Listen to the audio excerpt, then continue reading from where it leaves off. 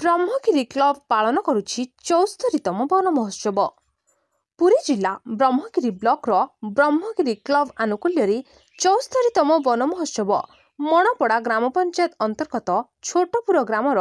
मदन मोहन सरकारी उच्च विद्यालय रे अनुष्ठित हो जाइछि।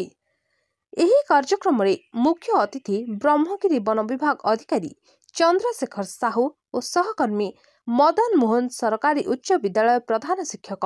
सुरेश कुमार दलाई सभा परिचालना दायित्व तुलाइथिले।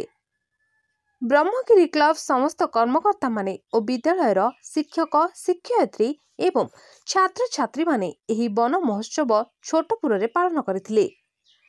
क्लब सभापति विनायक पात्र समस्त कार्यक्रम को सुपरिचालना करिथिबार देखिबाकु मिलिथिला।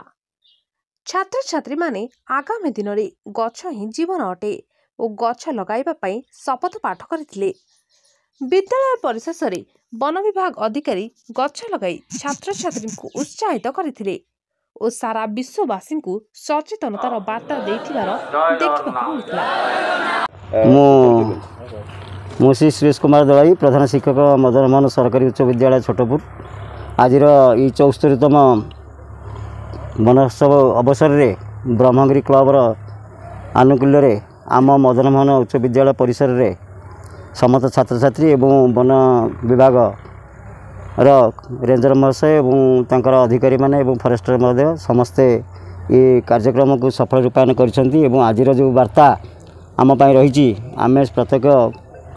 समस्ते छात्र छात्री आरंभ करी आम जिते उपस्थित ये अच्छी समस्ते किभली भाव में जंगल सुरक्षा करवा और गछ लगेवा आज जो परिवेश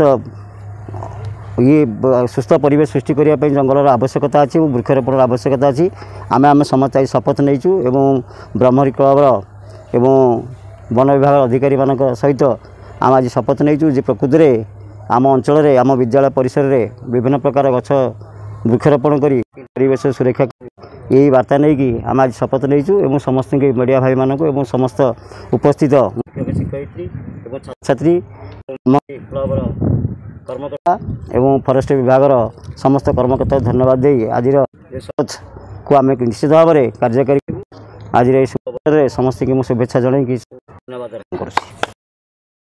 परिचय आज जो कार्यक्रम सारा अनुष्ठित वन महोत्सव मु चंद्रशेखर साहू उपवनांचल अधिकारी ब्रह्मगिरी रेंज। आजिकार ये जो 74तम वन महोत्सव 6 दिन रे ब्रह्मगिरी क्लब तथा वन विभाग तथा ये मदन मोहनपुर स्कूल समस्त शिक्षक वृंद को नहीं अनुष्ठित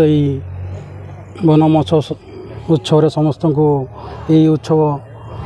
पालन कर समस्त को धन्यवाद दूसरी और स्वागत भी करुँच पदक्षेप को यही उत्सव आमर मुख्य उद्देश्य है आम अंचल जी वन्यजंतु अच्छा एवं जंगल अच्छी ताकू सुरक्षा देवा संगे संगे नूतन जंगल सृष्टि करवा आगामी पीढ़ी को सुस्थ एवं सबुज परिवेश देवाई समस्त को मोर अनुरोध रहा। पुरी चित्तरंजन महांती को रिपोर्ट संभव टीवी ओडिया।